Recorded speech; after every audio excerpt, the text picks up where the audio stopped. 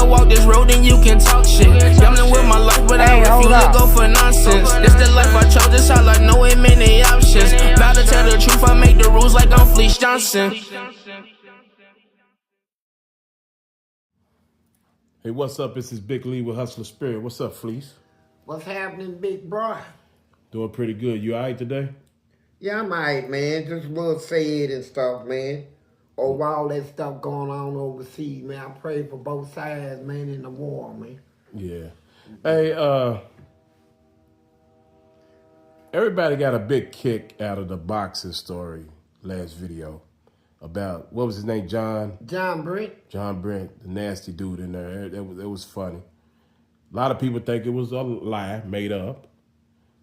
We know you don't make up stories, so we're not really worried about that. Let me say this. All you gotta do, we got a thing in Kentucky where you can look up anybody's name, right? His name was John Brent. All you gotta do is go to that and he'll come up.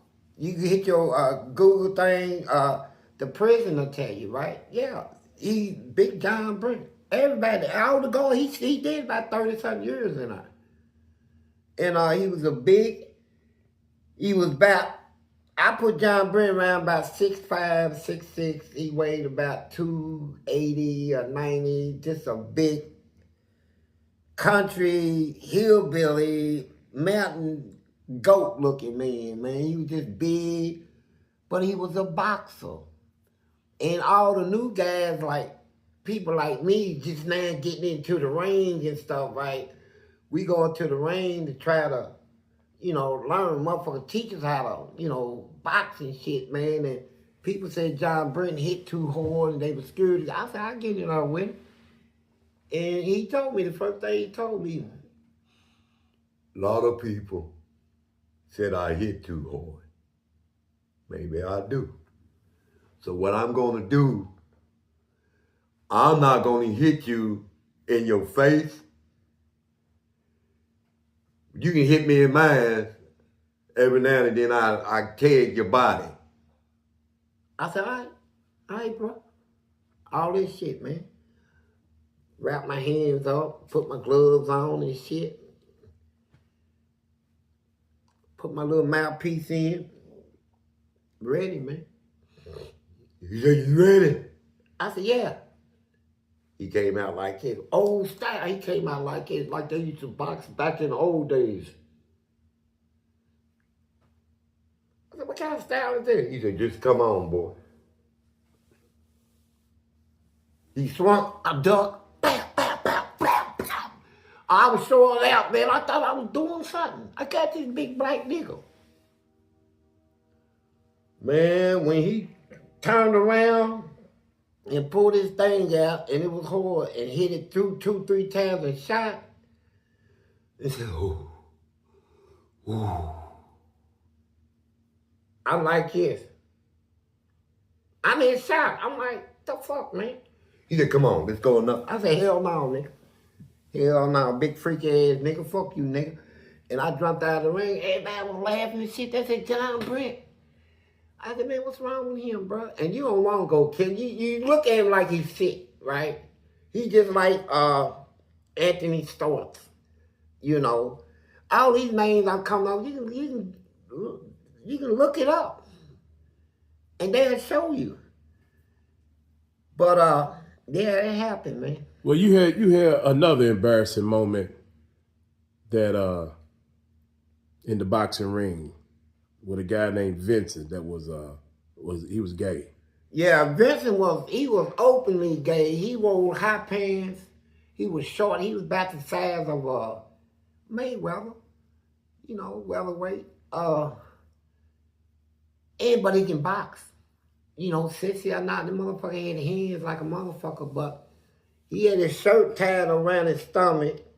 It looked like a blouse, right? It had high pants and had him rolled it up where his cheeks will pop out his ass and all that shit, right? I ain't worried about all that. I'm just now getting in the boxing ring, trying to learn how to box, right? I'm learning. So Did Vincent, you say he would get in there with makeup on and stuff too? man, yeah, he had makeup on when he thumped me, you know, man. Hold on, he beat you? Look, man. That was a time when I first learned how to box. Was just going through my, and we went 3 rounds, man. We went 3 minute round, 1 minute rest, and we rest a minute and we go 3 minutes around. Each round 3 minutes. Bing, we out there. We was going 3 rounds, but he had a style like he was an overhander.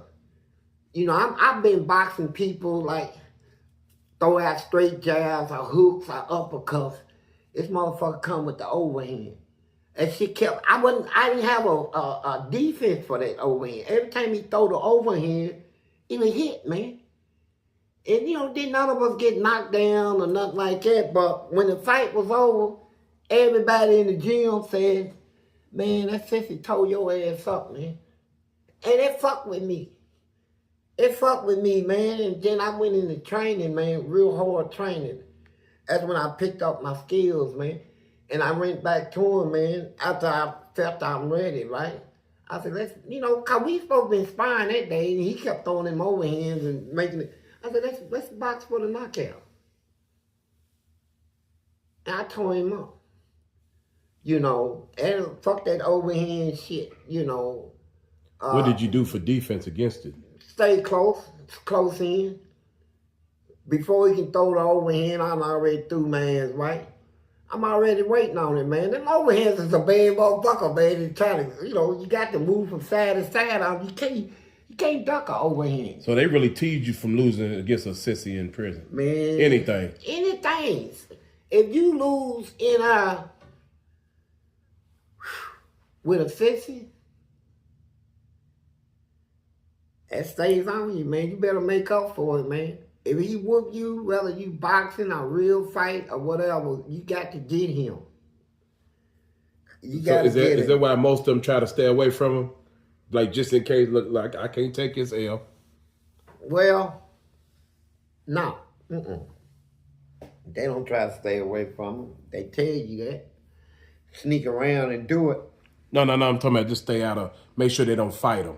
Just in case they lose. Yeah, you damn right. But they still men. You know. Oh, goddamn, man. I've seen sisters in there with hands of fucking steel, bro. You know, walk around pretty in the motherfucker, but will tear your ass apart, man.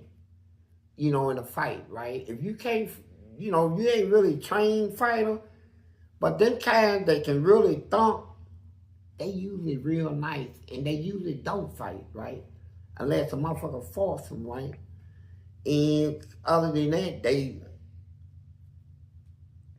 just go along with just do their time, man, until a motherfucker get too foul, man.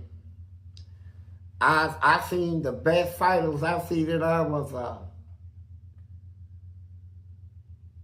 Anthony Newell was probably the toughest sissy I seen, man. What made him tough? Man, Andy Newell was the shit, bro.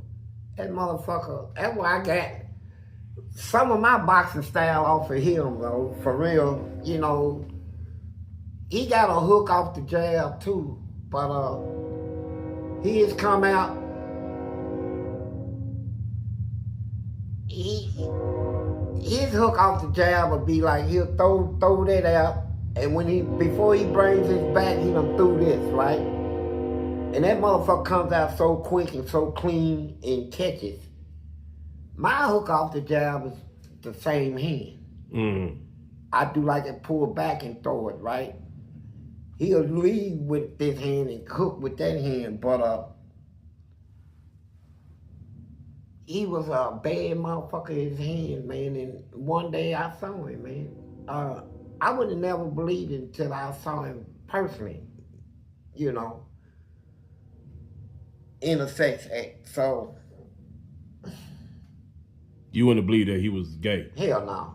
And he was a bad boy. That nigga was tough, man, with his hands, man.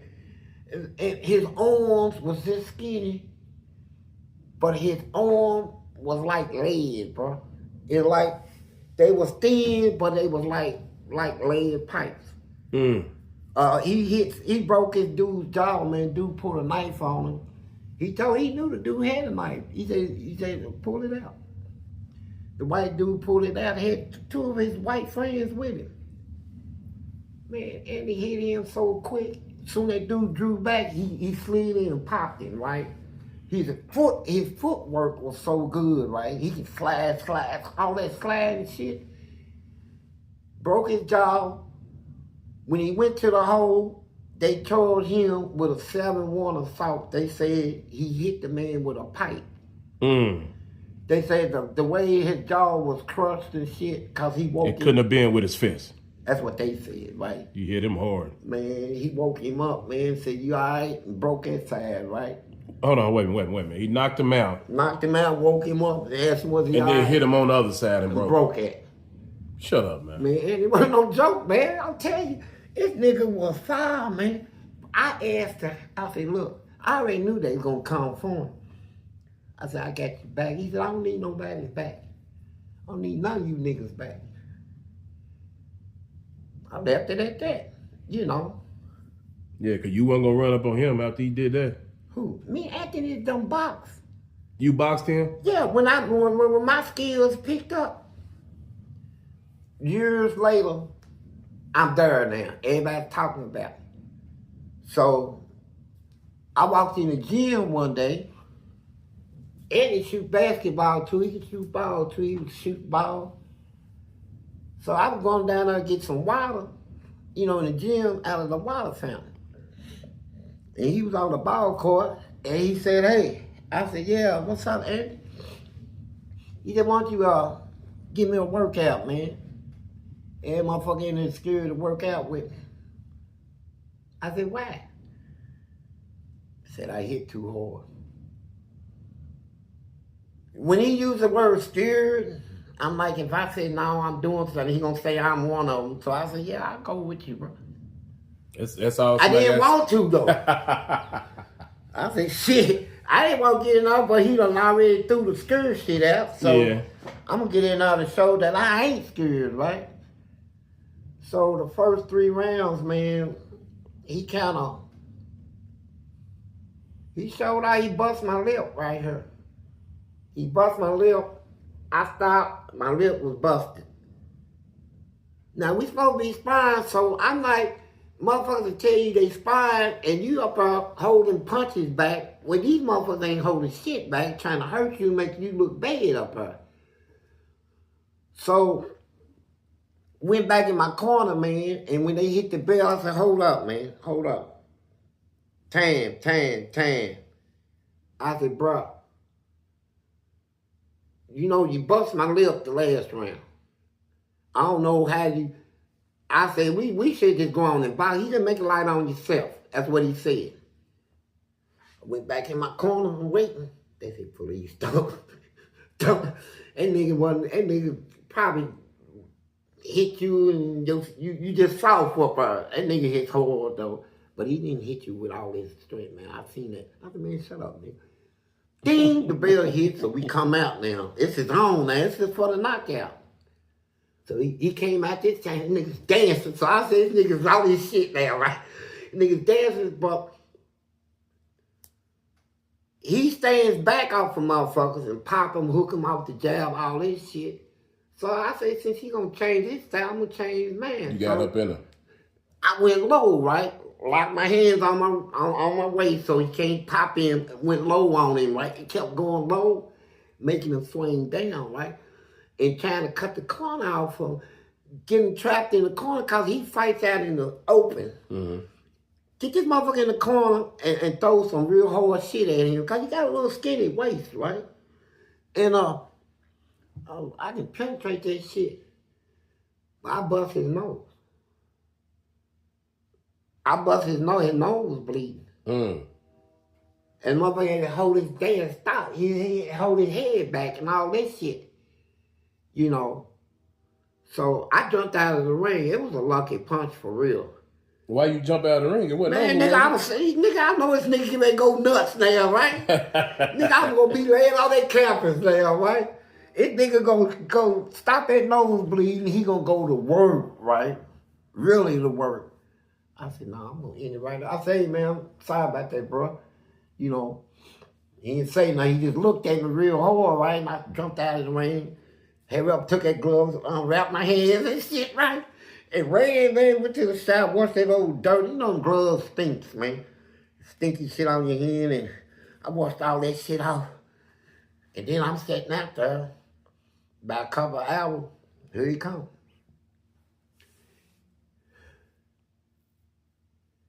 He said, you know we got a box again, don't you? Yeah, he was fucking with me. I said, what? He said, come on, man. You know you got a lucky punch in right there. He said, I left myself open. You know you'll never get that again. I said, all right, man. I said, you won me. See, that's the psychology shit, right? He said, what? I said, man, I'm going to say you won, man. You bust my nose and all this shit. He looked at me and started laughing. He said, man, you so full of shit, Fleece, man. He said, nigga, I can knock you out, man. For real, you know I can.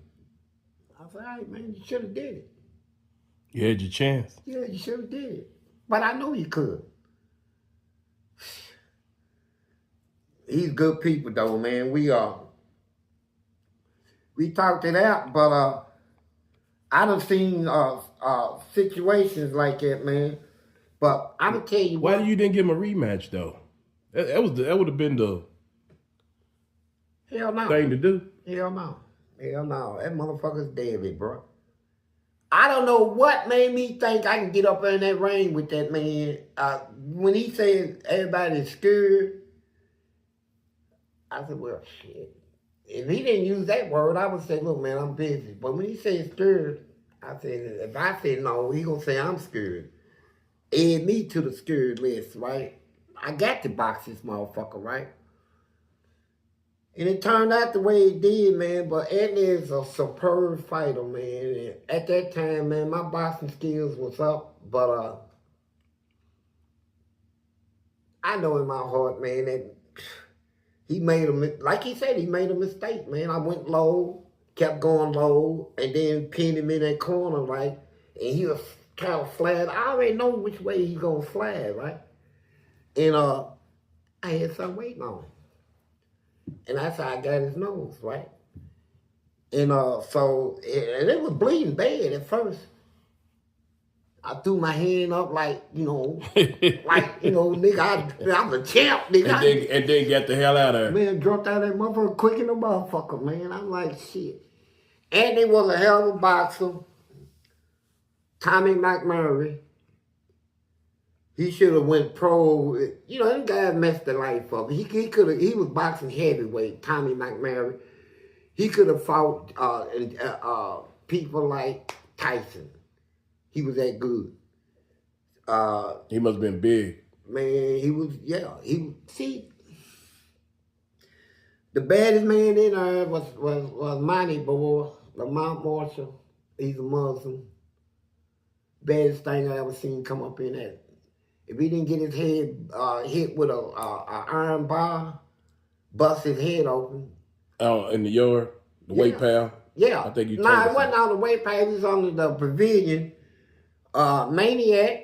Maniac's a freak, and he's gay. But he cool with people. A lot of people like Maniac and shit, man. We know what you do, man, but you still cool, bro. You know, this don't bring the shit around us and all that shit. But Monty Boy, because he was a Muslim and he took the Muslim teachings, some of them go too far with the shit, right? And they don't understand it. And he got on Maniac for being gay or something and told him to get out of his, kicked him in the ass. Took his feet and kicked Maniac in the butt, right? Told him to get his figure, butt all away from him and all that stuff. Now, Maniac might be gay, he might mess with sisters and all that, but he ain't no punk, man. You ain't gonna just do him like that in front of a bunch of people. Make him look like he's a coward or a bitch or something, right? He went and got a steel bar. Cause everybody know You can't fight Monty Boy with these, bro. No man in that penitentiary is gonna win a fight. He'll kill you with it. He was locked up for beating a man to death with his fist. He came out of the military. And so, man, I was looking out the window. I seen it. Where was you at? I was in my cell. Oh, looking at the okay. I was looking out my window. Wasn't even. I seen him kick Maniac in the ass, right? And I remember telling somebody up. I said, "Boy, you look out your window, bro." They said, "What?" I said, "Monty Boy just kicked Maniac in the ass." Either was he playing? No, he wasn't playing. I said, Maniac going, where Maniac go? I said, he going down about the gym. They said, man, he going down there weight pal. I said, I bet he do. He came back. Walked up, I said, here he come back, bro. Everybody was in the window and shit. Then a lot of motherfuckers was beating on windows trying to get somebody out there to attention, man. Get Monty Boy, man. Let him know. Let him know, man. He walked up that step, went all the way up there. Monty Boy up there playing dominoes. Everybody at the table. Man, they took that steel bar, solid steel, right through it. Bam! Hit him like he was swinging a baseball, man. But, man, his brain just opened up, man. He hit the ground. He stood over and beat him some more, man. The guards picked up on him and got him. So we was up there looking out the window. I said, he's dead, bro. He gotta be dead. Everybody said, oh my God, he just killed Monty, man. Man, they just killed. Everybody was hollering he killed him. And they locked him up. Monty Boy went to the hospital. They put a steel plate in his head. He was never right then. No, he's right now. He's on the street. And he's like mentally okay? Yeah, he can talk and function, but he can't fight no more. I don't know what type of physical... He probably can't take that chance of his head getting hit anymore. No, he can't. He can't step in the ring no more, but he would have went down, believe me. I know enough about boxing and seen all the best fights. That man would have went down. If he had made it out of penitentiary without that injury, it wouldn't have been no man in this world that could have stood up with him, man. I would have, man, he was that good. And not only that, his hand speed was like Mayweather's. But he was big like Tyson. He was a heavyweight with speed like Mayweather and strength like Ken Norton and George Foreman and Mike Tyson. Yeah. You know, he lift weights. Yeah, that combination. That motherfucker would lift 400 or 500 pounds just quick. I said, God damn. And he had, most people that box, like when I try to lift weights, it slowed my reflexes down. You know, I couldn't even throw a straight jab. I had to throw everything in hooks and shit, right? I said, man, I want my speed back. Fuck his weightlifting shit, right? Motherfucker, but this man here, he has speed outrageous, man. His speed was so, and his legs was, and his foot movements, he was a fighter. He just kicked that man in the butt, man, and messed up his whole life. Destroyed. So why does, let me ask you this. I know it's an element of surprise when they get into fights in there, but why would he even think Monty Boy? Yeah. Why would he even think it was okay to do it and then turn his back and play dominoes? Because of his fighting ability. He thought because he fights so good and people know he can fight, right? You think everybody's scared of him? Yeah, ain't nobody gonna try me. Ain't no motherfucker that stupid, right? Okay. I'm in here for beating a motherfucker to death with my hands. I come out of the military and all this shit, man. And I never had a problem with Monty, man.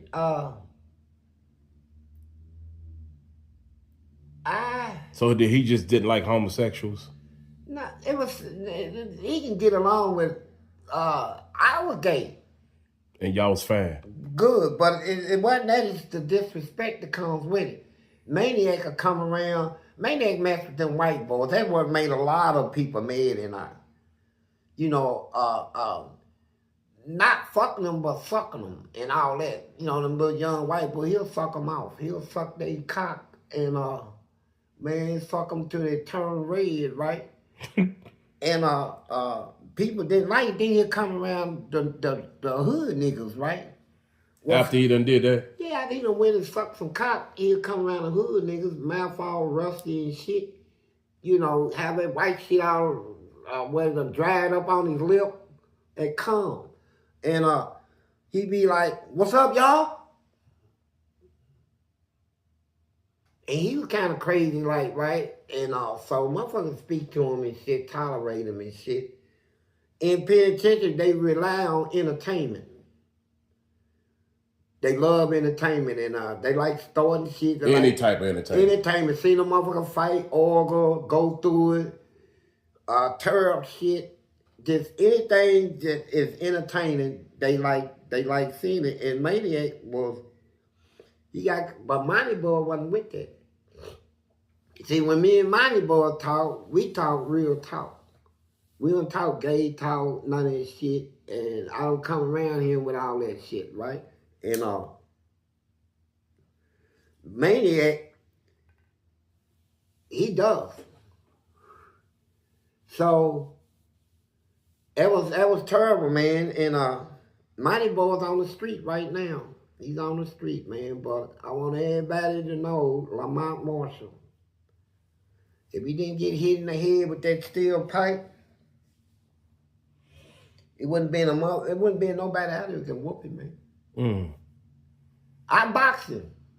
He did that same. He didn't do what John Brent did, but he told me he ain't gonna hit me nowhere but in my stomach. I can hit him in the head and everywhere, right? Like I wasn't shit. I said, hold up, what? But he is so quick. I understood why he said this shit, right?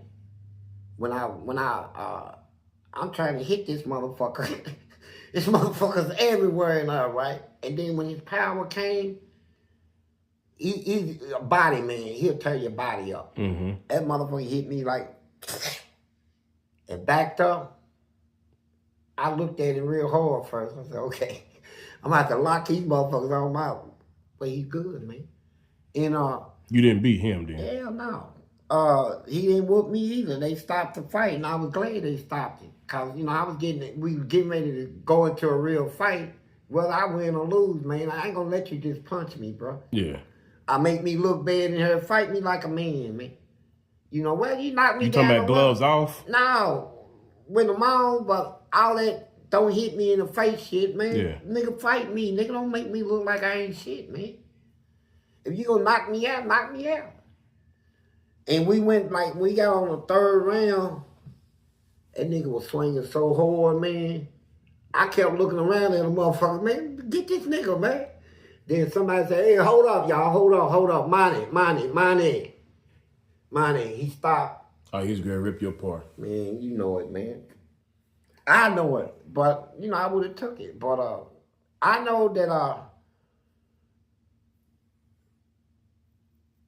they say you ain't supposed to say you can't whoop nobody until you try, right? But I ain't with all that, man. I know based on that man's skills and based on what I knew and our bodies and how fast we throw punches and how hard we can hit, he would have slaughtered me, man. When he got serious, at third round, when we came out, before that third round ended, I was hurting. My motherfucker, this nigga was hitting me in the arm and shit, right? He wasn't trying to go to the head. He was trying to tear my arms over. I couldn't use my fucking arms, right? I seen myself shake my arm like that one day. I said, damn, this nigga keep popping my arm and shit, right? And so, I got love for Monty Boy, man. He was one of the best we ever seen, man. And people don't realize penitentiary is filled up with people with skills, man. You got people in there got mad skills, man. I'm talking about fighting, judo, karate, other skills, but they basketball. They one dude, Baltimore.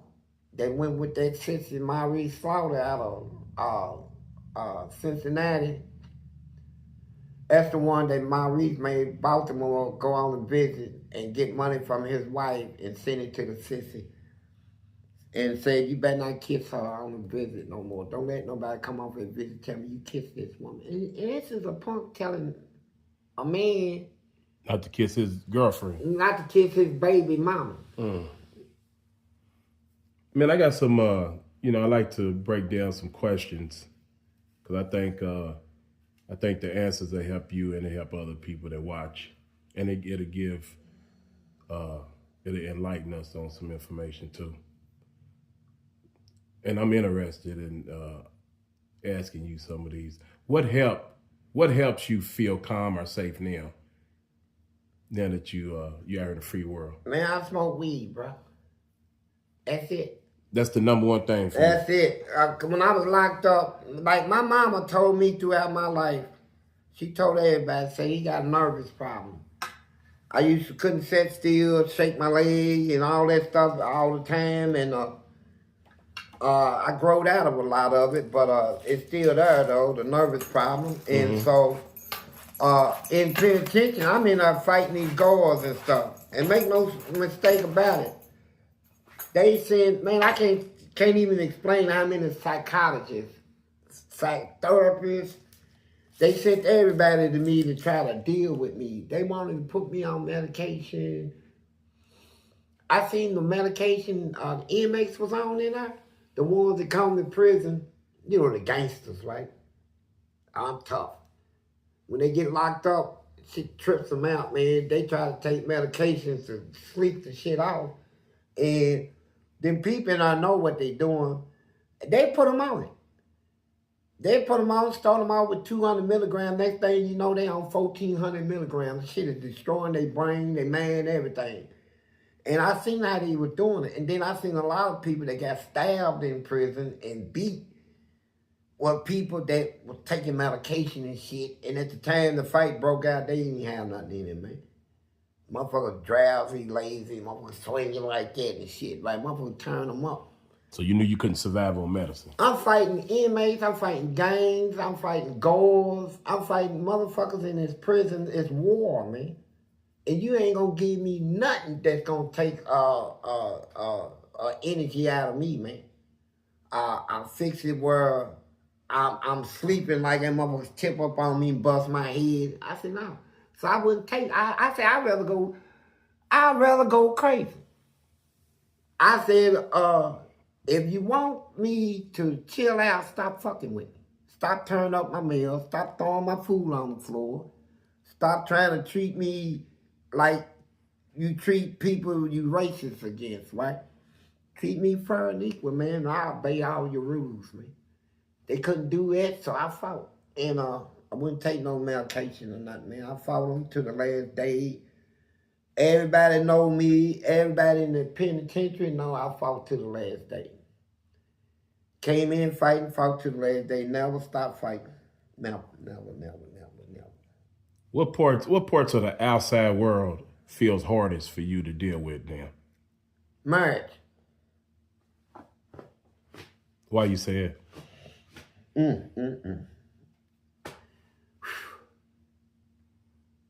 I told myself when I was growing up, man, I'll never get married. You know, and I ended up coming out of prison.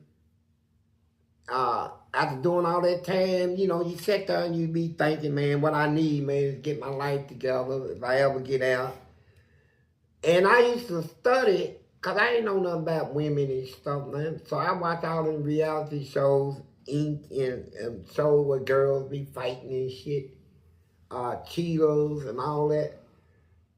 So I came to the conclusion, man, that I thought the black ladies in general, was getting bad out here by millions, right?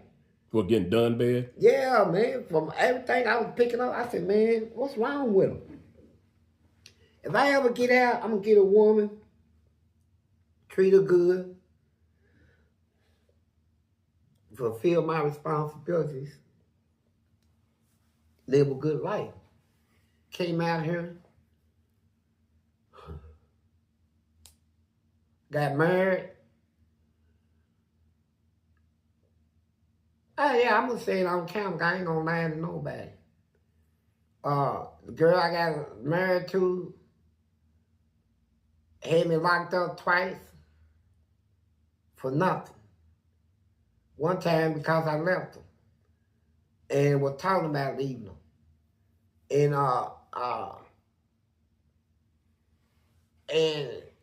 I'm back with her, and I was priding myself on, man, make this marriage work. I hate to lose in anything, man. I can't even play a simple card game. If I lose, man, I'm gonna play another game to try to get back, you know. And so I had a belief, man, that I can find out what's her problem, man, my wife's problem, man, and have patience and deal with it and help her, man. For once in my life, man, I got an opportunity to help somebody, man, that is bad, make it better. Shit didn't work, man. I've been going fucking nuts, and that's it. So, you know, that's a good point you hit on. Not just your situation, but I've heard this from other guys that get out. How people out here hold, kind of threaten, telling on you and you going back to jail. See, when we do a lot of time in prison, we doing time in there. We don't know what's going on out here for real. When we do finally get out of prison, it's like, even though we came in prison with game, we was a game runner. We was the street niggas on the street. But when we get out of penitentiary, it's like we the slowest motherfucker out here. And they know it. Then them girls, they know it. Where he come from? Oh, prison. Mm-hmm. This nigga's gonna be desperate, you know? He's gonna be desperate to find a woman, to get married, to settle down, all this shit. Well, I'm gonna get him first, right? And they get you in a relationship, talk you into a marriage. And once you marry one of them, then all they bad shit will come out of them. And you be like trapped into a marriage that is,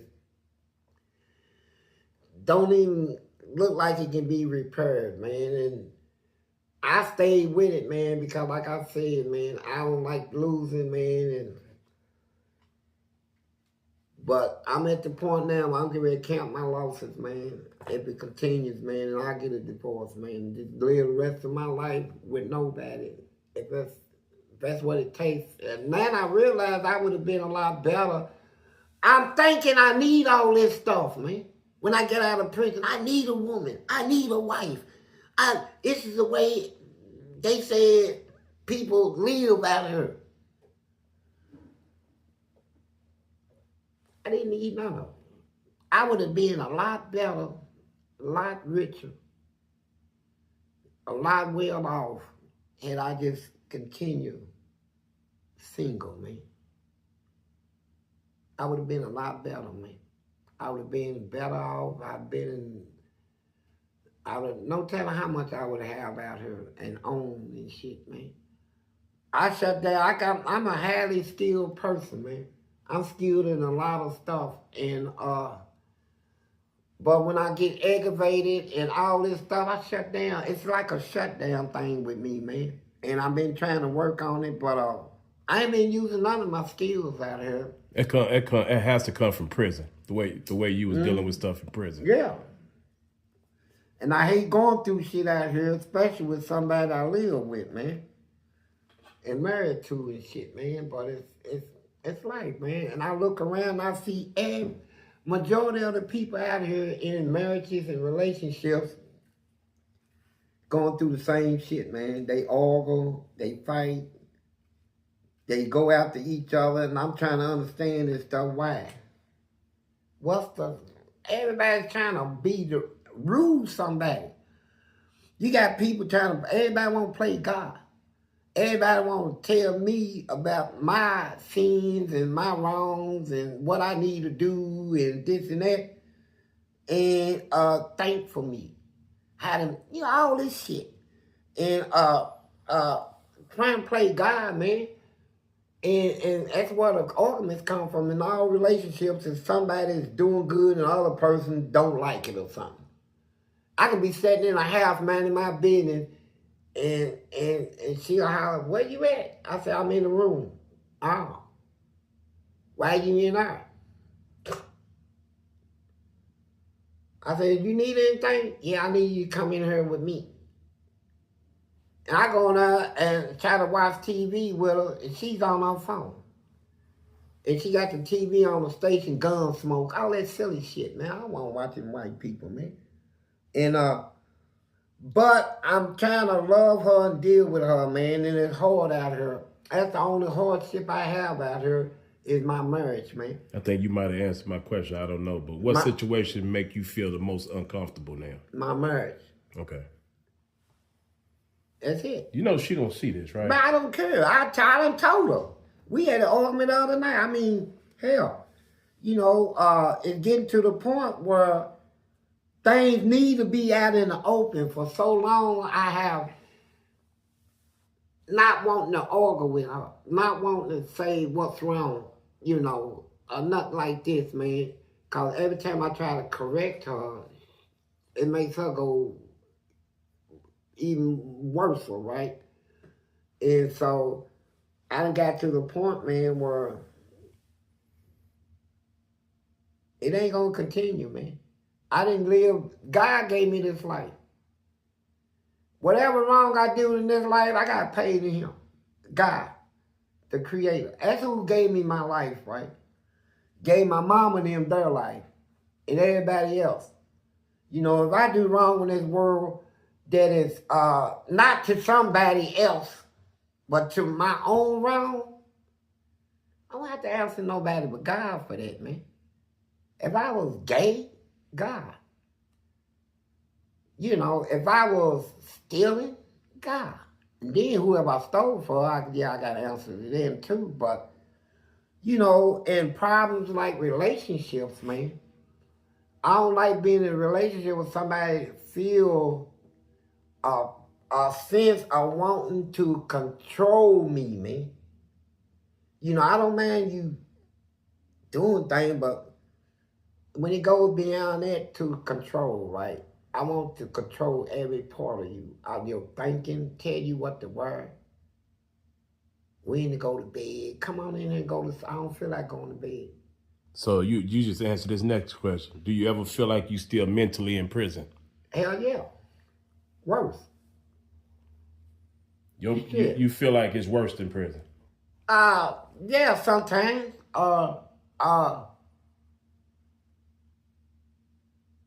Yeah.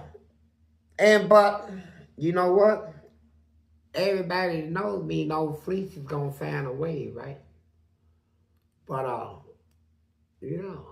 find that way, man, and I'll bounce up out of it. And I don't like leaving nobody, losing nobody. But if you don't want to work together, you don't want to be truthful in a relationship. Truthful. Just that one word, truthful. Go, man. I ain't got time for this shit, man. I deal with God, man. I deal with Jesus and God and angels, holy angels. I ain't got time to. And and people asking me a lot, why do you talk about God and you still cuss, you smoke weed, all this stuff, right? If I didn't have God in my life, I'd be 10 times worse. Me learning God and keeping God in my memory, that restricts me from going so. That's the restriction I have on me that prevents me from just doing a whole bunch of crazy stuff, right? I still do crazy stuff every now and then, but nothing like I would be doing if I didn't have God in my life, man. So that's why I hang on to God, man, because it restricts me from going above in my sinning and stuff, man. I gotta have something that stops me from, I need restraints. That's my restraints. That's the word I was looking for, restraint. God is my restraint. That restrains me from going too far with things, man. You know, if I didn't have God in my life, no telling what I... Are there things that trigger memories from prison? Yeah, this talk show. This triggers your memories? Yeah, I'm talking about prison. Yeah, it triggers it. When I came out of prison, I didn't even want to think about that stuff I went through, and I didn't want to even... I want to just treat it like it never even happened. People won't let that, though. And So you got a problem talking about it? no, I'm saying that's what makes me think about prison. You don't think about it besides this? Like before you started getting on camera, you didn't think about prison? Hell no. You just blocked it out? Yeah, I tried to. Was it better then or better now that you can get it out and that you can help young people? It's better now. That you can get it out? Yeah, I'm getting paid for it. Yeah. That's why. Shit, other than that, man, I ain't gonna talk about this shit. And Well, you don't think young people need to hear what really goes on in prison? here's what I think about young people, man. Uh-huh. I'm gonna just say some white people, mostly white people. You got a lot of blacks too. They don't know how to raise kids, man. They give in to their kids on everything, man. Some people got kids that them kids can talk to their parents any way they want to, do anything, and they get away with it, right? And so, and your question was? You're helping young people. Do you? The young people,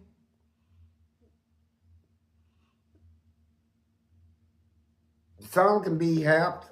Mm-hmm. The ones that, you got young people that try to fit in, man, growing up, like I did growing up. I want to fit in.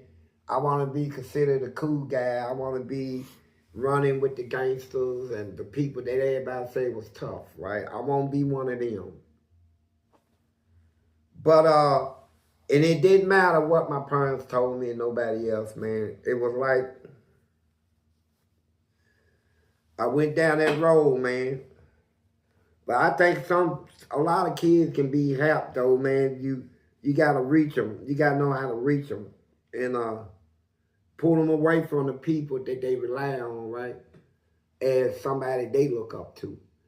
You know, you got a lot of gangbangers because they look up to gangbanging people. You know, they cool. They the tough one. They make you think you weak if you don't hang with them. You weak if you don't steal or carry a gun, or you ain't out here fighting. You weak. You a weak man. You go to church and all that. And that's how it was in my community. You know, nobody liked church. Everybody want to be killers and gangsters and tough guys. And the girls, they liked the tough boys more than the ones that everybody said was cowards and shit, right? And so I took on that personality, man. And so I see a lot of kids nowadays taking on that personality of people they look up to, man. You know, they go to movies and watch shit like Scarface and come out talking like it. There's a black person come out talking like a white Cuban. You want to see my little friend? All that old silly shit, man. Not knowing that dude Scarface wouldn't made it in and he wouldn't even made it in the project. You know, they'd have took him out quicker. You know, he got away with a lot of stuff, man. But you got a lot of people trying to imitate him. They want to imitate Billy the Kid, John Dillinger, until that one, the Teflon Don, whatever. John Gotti. Until he turned red, everybody wanted to be John Gotti. You know, his name was appearing in rap songs and everything, right? They was on his dick, man. So I never had a G.I. Joe. I never had an Army Man or none of that stuff growing up. I had never had none of that I looked up to, man. And so the kids nowadays, you just got to make them aware, man, that these people they look up to, the bad people, the gangsters, the thieves and murderers and gangbangers and the gangs. You got to let them know, man, and you got to resonate it in them where they can see it, man. You got to make them see that these people are the worstest people in life. And they're going to end up in two places. Either you can try to hell or jail. live like, be like, right? Who wants to be that? And when I think about it now that I'm older, man, and I done went through all I went through, and now my eyes is open, I look back on my past, man, I was weak too. Because, hey, I'm trying to be something that I'm not, like somebody else, right? Don't even understand it, right? And it's a lot of that going around out there in the streets now. People want to be tough that ain't tough. Do you ever feel like you lost a part of yourself in prison? Hell yeah, I know I did. The part I lost was the bad part, because I didn't come out with it. So yeah, I lost that. What was that? The bad part, all the bad shit in me, gay, stealing, gangster, criminal, fighter, shit starter, shit thrower, all that. I didn't bring it on the street. What was you telling yourself during them hard times? That I got to do what I got to do to survive, and when this shit is all done and over with forever, it will be, I can clean myself up. I said just let go, man. Let go, fight them on their level. When it's over, I lost a lot of manners and stuff, man. I mean, how many people can sit there, picture this in your mind. I got a 3-gallon bucket of shit under my bed, ready to, been sitting there for 2.5 weeks. In a bucket, 3-gallon bucket, filled all the way up with duty. And I got a lid on it, but the smell is the point. Now, when they bring chow, it is, I sit there and eat. Why you smelling that? Yeah, it ain't, hands dirty, got duty on my hand, all this shit, man. And I sat there and ate, man, and I like felt, an animal. Yeah, that's what I felt I was, man. They done brought me to that mentality, man. They done put me in that animal mentality, man, and it's like, that's what I am, man. Motherfucker, I'll fight y'all as nasty as, however nasty you come, I'm coming twice as nasty. And we can be animals in here, man. But I took it like... So you ate with duty on your hands? Man, I done ate with... I sat there and told you the time when I put that man in the hospital at Gore. I threw a 3-gallon bucket of boiling bleach in that man's face, man. Peeled all this off of him. Right now, today, he's still disfigured. And the assault was so bad that Kentucky, since I've been born, Kentucky has been trying to get hazardous pay from the lawmakers in Kentucky. Since I've been born. And they've been telling them no hazardous pay. And then the ones that work in prison, they say you work out at your own risk, man. We ain't giving you shit. You get hurt and you just got hurt. But when I put that man in that hospital, he filed a lawsuit against the corrections department. And in their settlement, they gave every police officer, every correctional officer, jail and prison, all of them got hazardous pay. And That's how they made him think they can deal with what I did to him, right? He took so they gave all them hazardous pay, gave him money. He be messed up for life. And they came back 18 months later. He stayed in the hospital 18 months, going through skin grafts and all this shit. And it didn't work. And then when he got out of the hospital, all this is gone. And he like this. He look like a monster now. But for the morale, the guards' morale, they say, won't you go back to prison?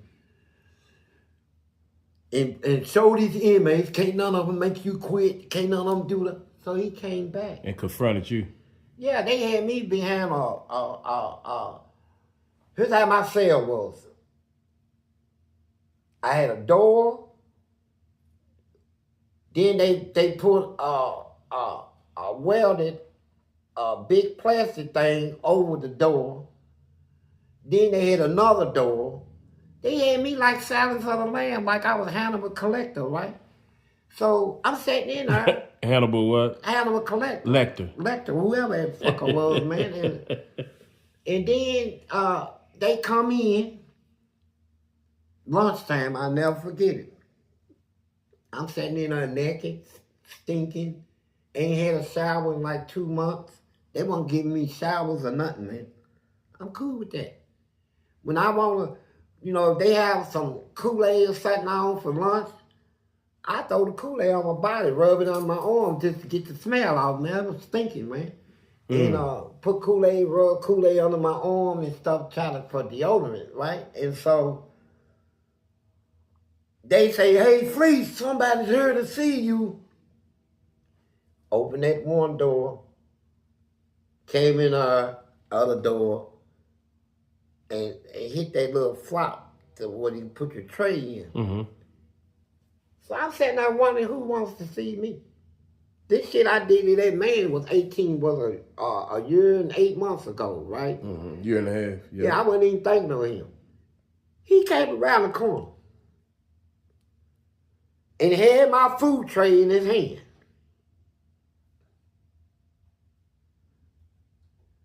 He said, you remember me? I said, sure. He said, here's your tray. And he looked at me like, this is get back for him, right? I got this motherfucker. He put me in the hospital for 18 months and all this shit. I looked at the beans. It was brown beans. And they had a big pile of spit, about that much on the beans, off the beans. You can see it. What? Look like every guard in prison now, one guard just spit in it 20 times or something. It was in the brown beans. And then they had a hamburger. And then they brought a paper cup, because I wasn't allowed real cups, because they said I'd use it for weapons. Mm-hmm. And when I grabbed the paper cup, you can look in there and see the pits. It was gold. That's that strong piss, pneumonia shit, right? So, because he handed it to me, and he thought it was gonna really scare the fuck out of me, right? I said, I'm gonna play a game with this motherfucker, right? So I looked at him. I said, thank you. Took my hand, no spoon, took a whole big pile of that stuff in my hand. With duty on your hands. Man, put it in my mouth, man, the beans and with the spit. Whatever. And I ate it. I said, oh, and I took the cup of piss and I drunk it. I said, it tastes like whiskey. Ooh, y'all got some more of that? That motherfucker backed up and fell. They had to catch him, right? I said, what's wrong with him? He quit. He said, I'm never coming back. Never coming. If I had, he was on his way coming back in there.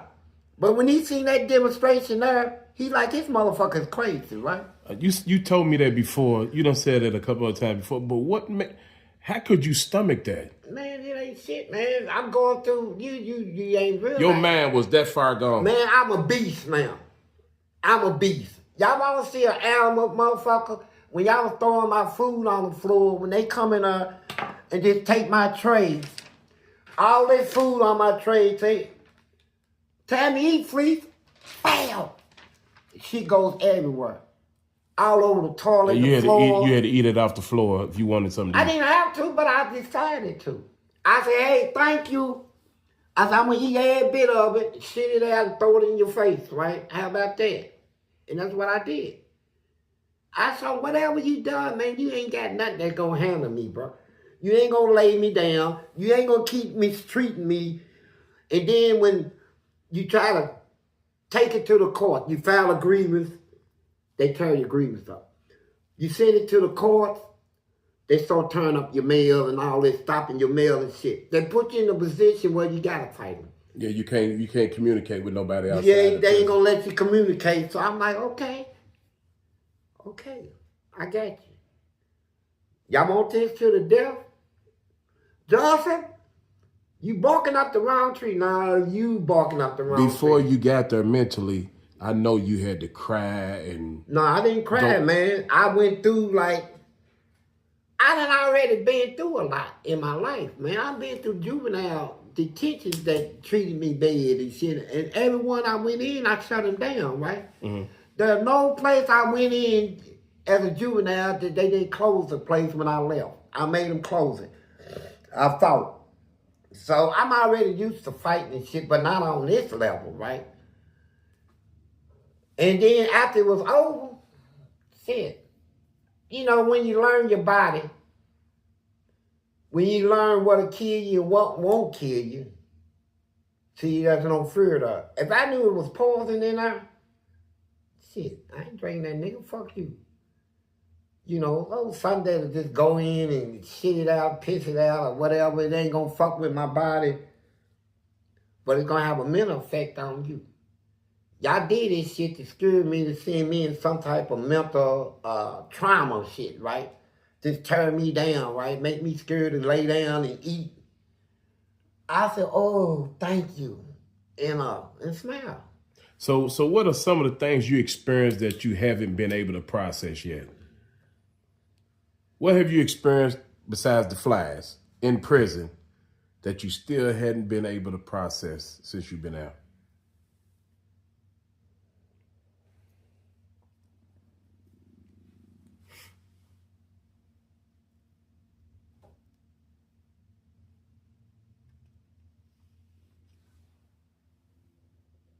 That you still don't understand?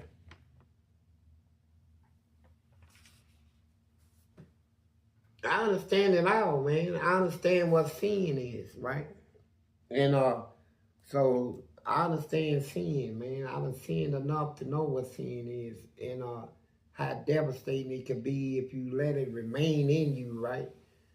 And the sins don't never come with one layer, man. They got multiple layers, man, of sin, man. One sin will lead to another sin. And that sin will lead to another sin, and it'll just pile up, man. Sin will pile up on you. And that's one of the things that is trying to get myself back to where I'm respectful, where I got, respect and morals and values and stuff, right? I had to let myself go in there, man.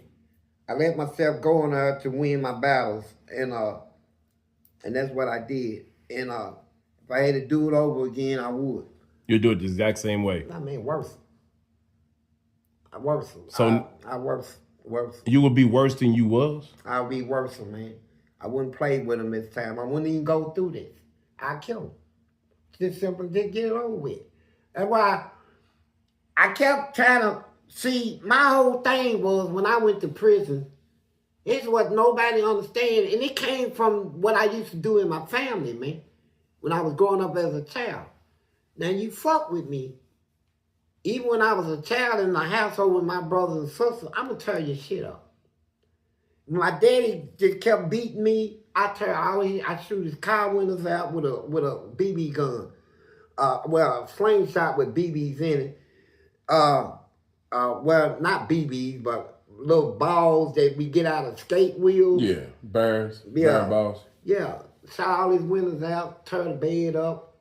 I know we was poor, so you put your hands on it, you open the refrigerator, everything. It ain't, I done told the plug off the refrigerator, all this shit. Ain't nothing working. You know I did it. You didn't see me do it, but you know Fleece did this. And so when I went to prison, it's like, man, y'all don't have to treat me bad, man, to get me to be good in here, man.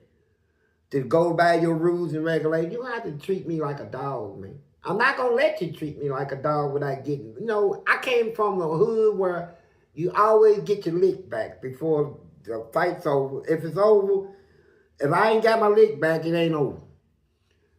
So when I went to prison, man, I started off just turn up shit. That's my process. I'm letting you know now, leave me alone, man. This is what's going to happen if y'all keep fucking with me, man. I tore up all your shit, man. Man, come on, man. I tore up millions and millions of dollars of shit in there, right? And they know it. And so, then they were like, well, we ain't having this tear up shit. We're going to see where your hands is at. We're going to see if Fleece can really fight. Because every time we walk up to your door, you want to back up and get handcuffed. Be a man. When I moved to that level, every time they came to my door, back up, no, come and get me.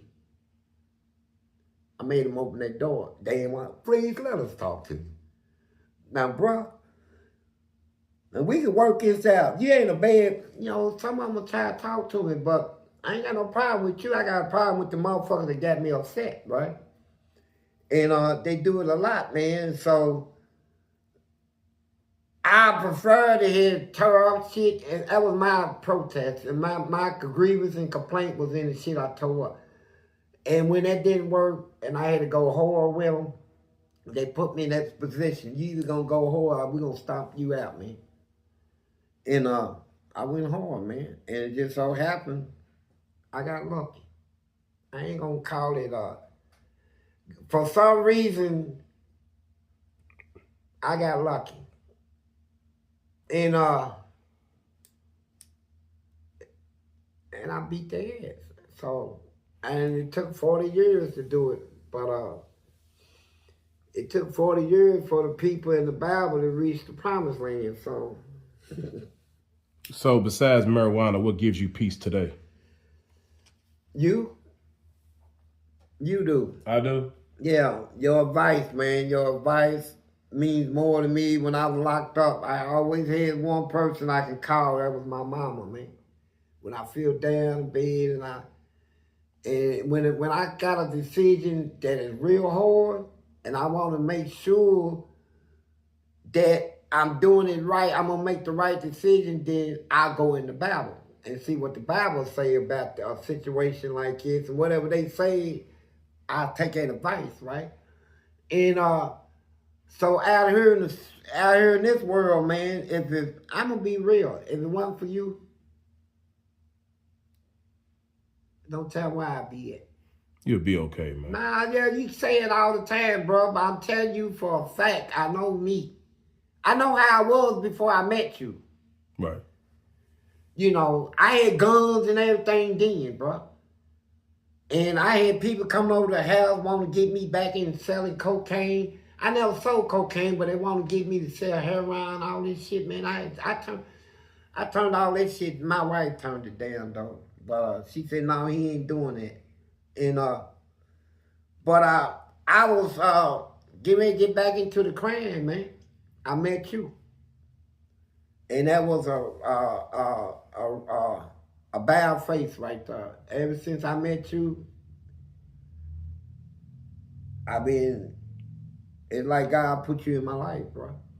And, appreciate it. He knew what I needed, man. And he knew the path I was getting ready to go down, man. And when you entered my life, man, it was your advice and your help. And you done helped me financially, mentally, spiritually, all the way around, man. When I got problems, I called you.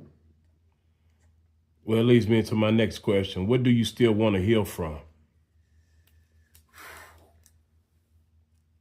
Sex, man. You want to heal from that? Hell yeah. Man, shit, even though I'm the age I am, I still get hard and all this shit, man. And I'm trying to really all the mistakes. When you look at the mistakes that men done made in this world, the main mistakes that all men, not all men, but means a majority, it's all been sex, man. Whether with a woman or a man or somebody, it's always a sex thing, right? And so I'm down at the point now, man. I'm almost healed, man, cause I don't want to think about it, but I do. I think about it, sex, a lot, you know. But like I said, I'm out here trying to get my mind together, man. Since I've been out, man, I lost a lot of my good ways, manners, and upbringing that my grandmama put in me. I lost a lot of that shit in her, man. I threw all that out the window, man. I said, I'm not in a place where I got to go by all this. I'm in a place that is filthy. So you don't think you would have survived if you kept those good things? No, I would not. I would, come on, man. No way possible, man. Well, let me ask you this. Who did you do something to, someone, even if it was self-defense, that you regret today in prison?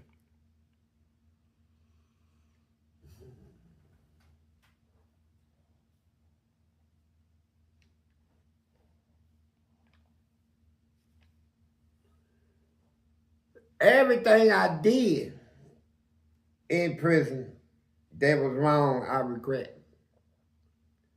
Not one thing, not two things, everything. Every person I cussed, every person I fought, assaulted, everybody that I had sex with, all the stuff I tore up, people I threw shit on, yeah. I regret it, but I'd do it again if I had to go through it. I know I would. And that's a lot to regret. Yeah, it's a regret, man. It's a whole lot. I fought and I felt that like a lot of people feel like you gotta fight. You gotta fight this way, you gotta fight this way. That's the only way you're gonna get your respect. Then you found out later, man, when you grow up and stuff, you didn't have to go through none of that, man. You could sail through that a different way, man, 5 or 6 different ways, man, and came out, you know, good. But that's a good question right there.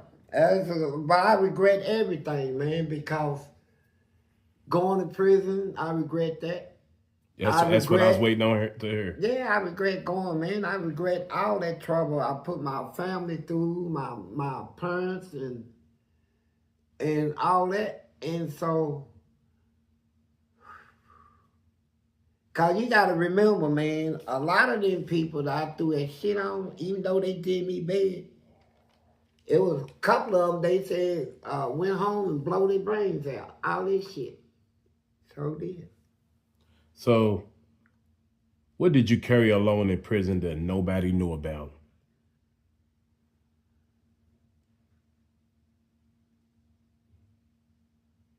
Only you.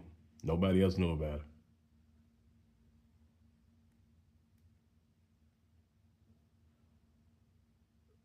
I can't think of nothing, man, cause like most dumbass inmates, I let my business out, man. I always, you know, motherfuckers get in front and won't tell their business and all this shit. I did that a lot, man, and a lot of times I got busted based on me letting people know my shit, man. Yeah.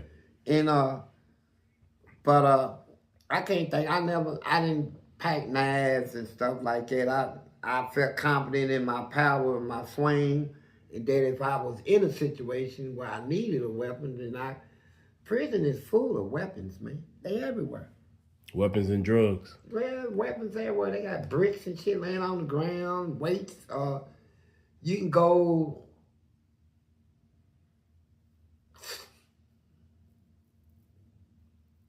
So easy, man. You know, to win a fight, man, you can Shit, I know one guy, every time he fight, he throw something, it was, I don't know what he had in the bleach or something, man. He had a whole bunch of shit in he'll throw, when he hit you in your eye, you done. Right? He'll just walk up to you, smash it in your face, and it's over. Then go to work, pull out some knives and shit, right? You can't even see this motherfucker. You know, so everybody had different little techniques and stuff, man. And I had more of a, if it was anything I had in her that, I take it back, that nobody knew was my ability, man, to read shit real good. What do you mean? Situations, man, perception and shit, right? Like sometimes I be acting up, now they come and get me, right? They done suited up. They come back 9 of them. When I see a certain one, a guard getting ready to suit up with him, and I know this type, he's nasty, he can't wait to get his hands on me, right? He gonna fuck me up, right? Yeah. So I go to the next plan, I just take it, the door comes through a track at the bottom. The door slide, I just bend that track up.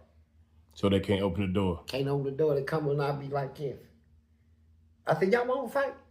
Yeah, I said, well, we gonna fight today. And when they try to open the door, I said, what did you use to bend that track? Cause that track was steel bed leg.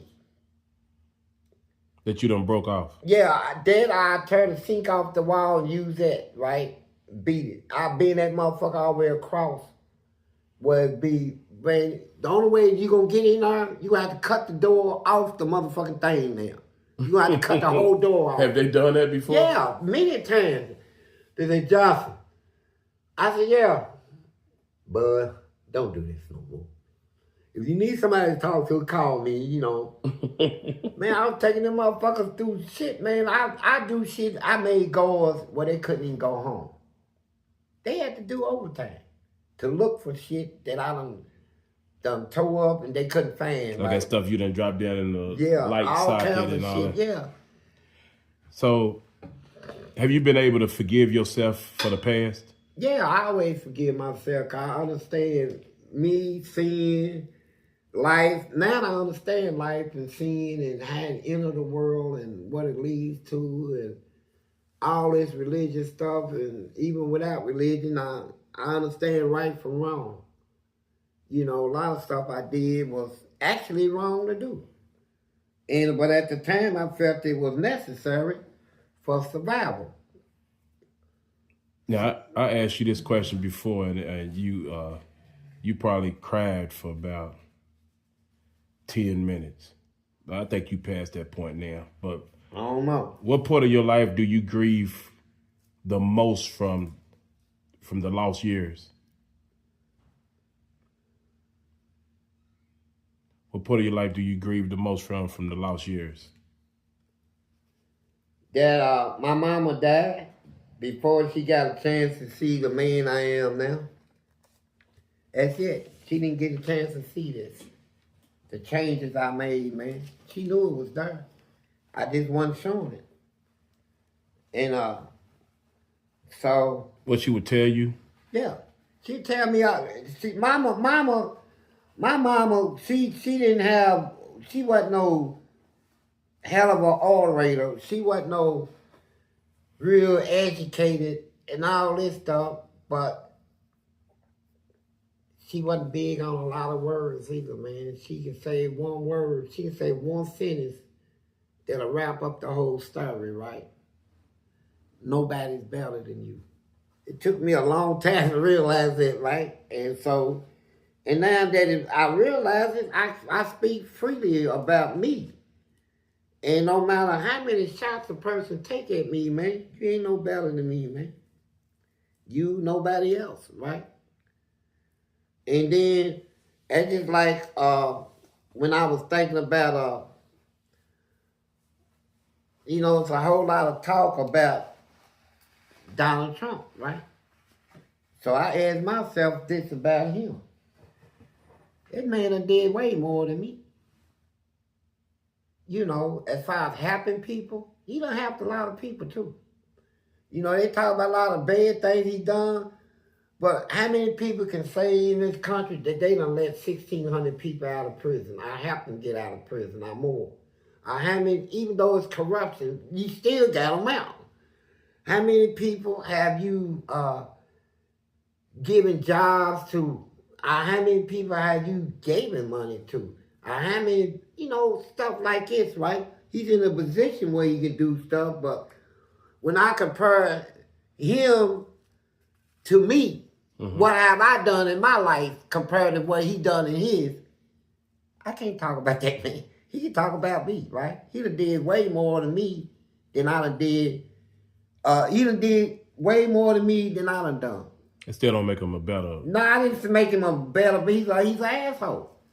He's corrupt and nothing, but I'm trying to get people to understand, man, that you, before you can condemn somebody, take a look at yourself, right?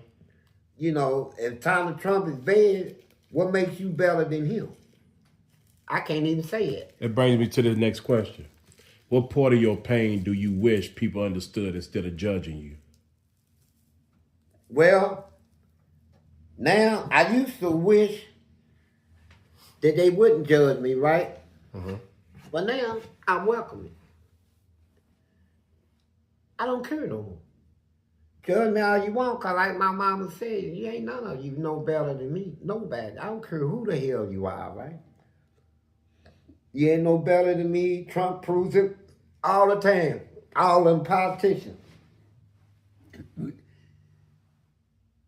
And man, they killing people now, man. They killing people and all this stuff and using justifications. Lies and all this stuff to try to justify what they done. A murder is a murder, bro. You done took somebody's mother, father, daughter, kids and stuff away from them, man. Without they didn't have nothing to do with your demonstration, right?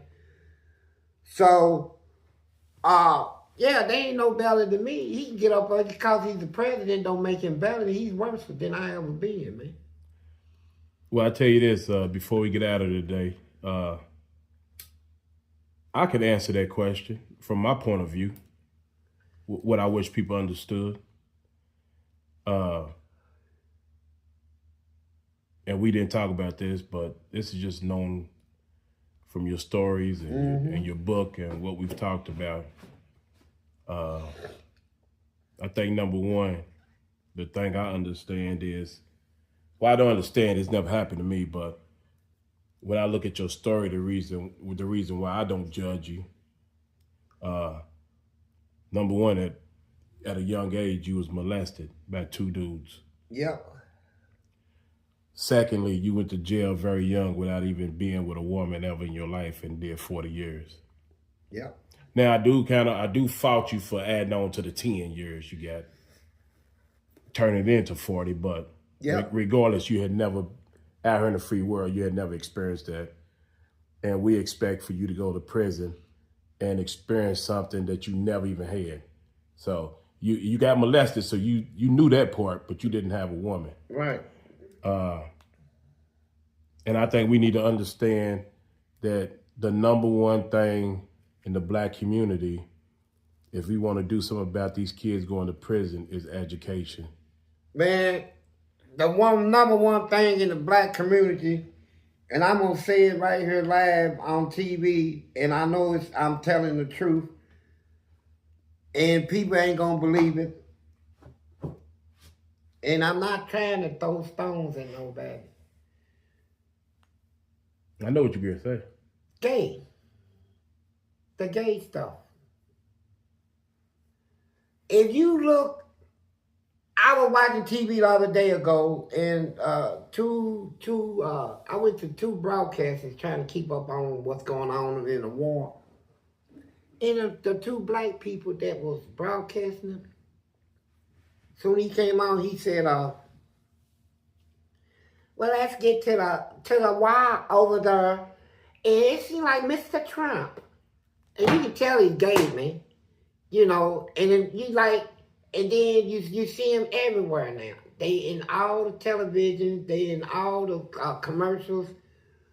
But what people don't realize is how they get this way, right? I keep telling the world you got 7 billion people in the world, 1 billion worldwide is being statistically confirmed to be gay that they know. That's not counting the ones that they don't know, right? That'll bring that 1 billion up to probably 2 billion. But how did all these people get like this? As I'm the only one that can get up and say I was molested as a child, they don't want to say it. But they were, man.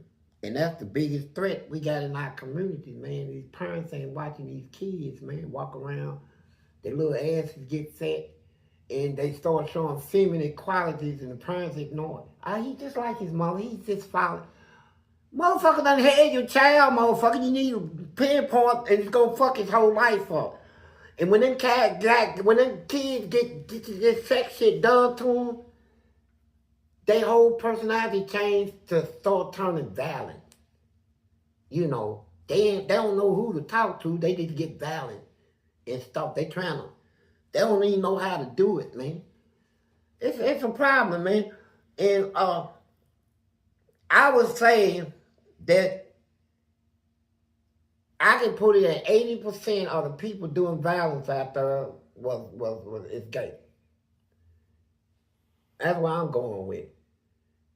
You know, I ain't with all that. You growed up as a gangster, man. You growed up, you got molested, and you try to go gangster to stop people from noticing it, realizing it. Now, you talking about molested by the same sex or just molested, period? Molested by the same sex. And I've seen so many, since I've been on the streets, I've seen stuff that never saw before I went to prison. At 40 years, man, when I came out, it's like a big change out here. Now, I've seen most ladies, young girls, them being taken by older girls. They getting these young girls. Y'all seen all these dykes, and I said, man, is that our girl? I said, God, man, how they get all the best looking girls, right? They get them young. They get them young. They get them when they 14, 15, 16, and turn them out. And then when they get 18 or 19, they ladies now, but the one that had her when she was younger. That's how them ugly dykes get good looking girls, man. They got girls look better than. I said, damn, I'll marry her. I would have married her. And she's with her. Hey, make sure y'all like and subscribe. That's how y'all support the channel. That's how we can continue to make these videos. And don't go to prison, man, unless you stay free. You ready to do it? Peace. Out.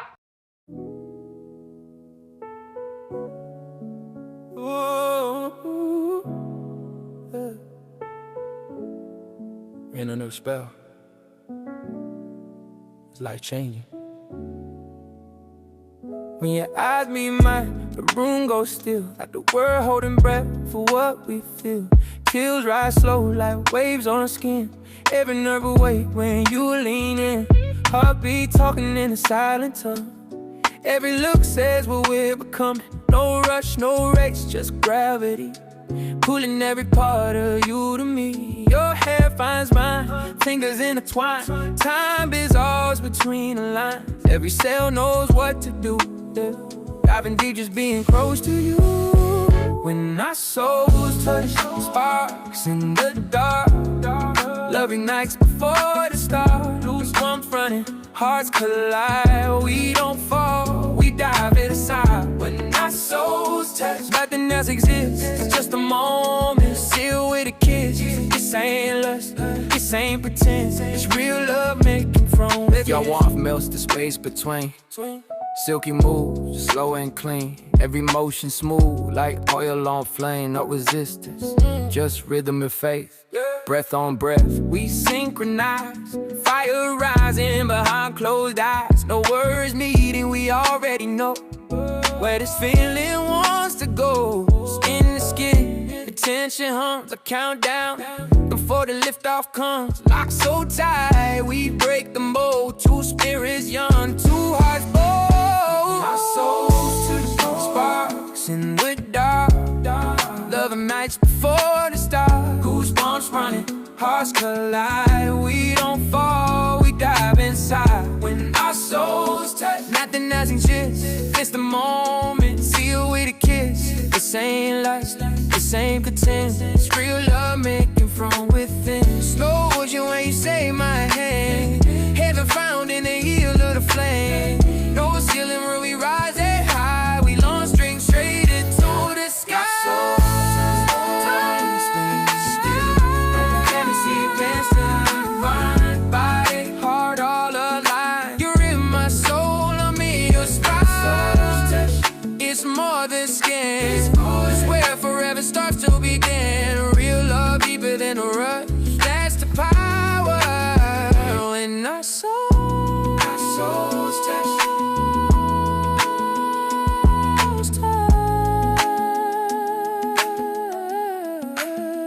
When our souls touch.